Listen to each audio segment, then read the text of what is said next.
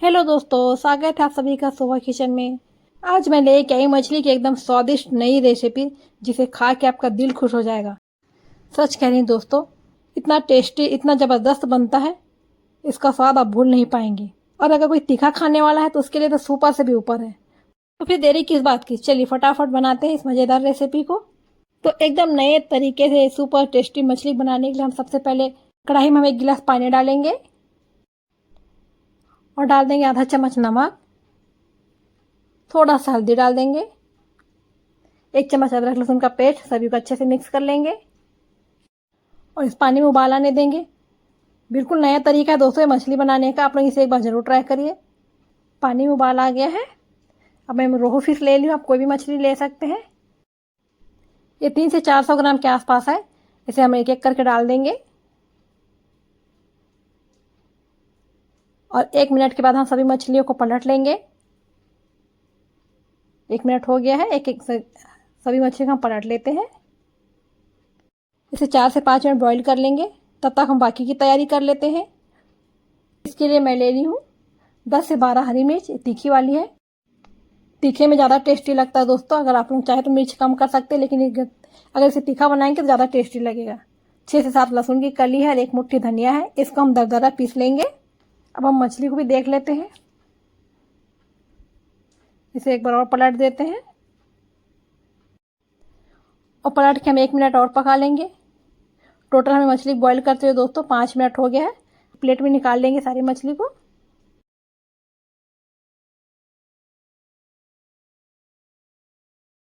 सारे मछली में प्लेट में निकाल ली हूँ। ये जो पानी से हम फेंकेंगे ना, इसे हम एक बाउल में निकाल के रख लेंगे, इसे हम बाद में इस्तेमाल करेंगे। अब कढ़ाई में डालेंगे तेल और तेल को हम गर्म होने देते हैं। तेल गर्म हो गया, इसमें एक बारीक कटा प्याज डाल देंगे और प्याज को हम फ्राई कर लेंगे। बहुत ही कमाल की रेसिपी बनता है दोस्तों, ये बिल्कुल नया रेसिपी है, स्वाद आप लोग भूल नहीं पाएंगे। प्याज हमारा फ्राई हो गया है।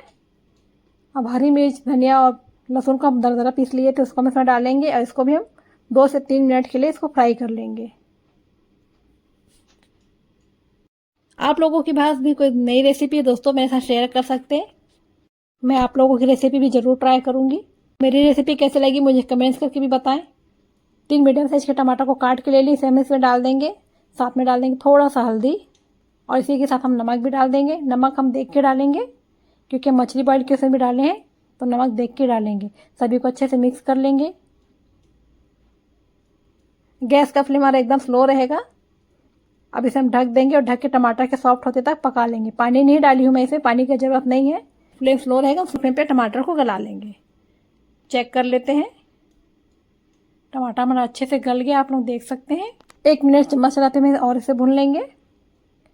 गैस का फ्लेम हमारा एकदम स्लो ही रहेगा। अब एक एक करके हम सारी मछली को इसमें डाल देंगे। बहुत ही सिंपल रेसिपी है दोस्तों, ना ही ज़्यादा मसाले की ज़रूरत है, पर स्वाद में तो एकदम लाजवाब बनता है। मसाले में इसको हल्का सा लपेट लेते हैं, कोट कर लेते हैं मछलियों को ऊपर नीचे करके, ताकि मसाले का फ्लेवर मछली में आ जाए। हल्के हाथों से करेंगे।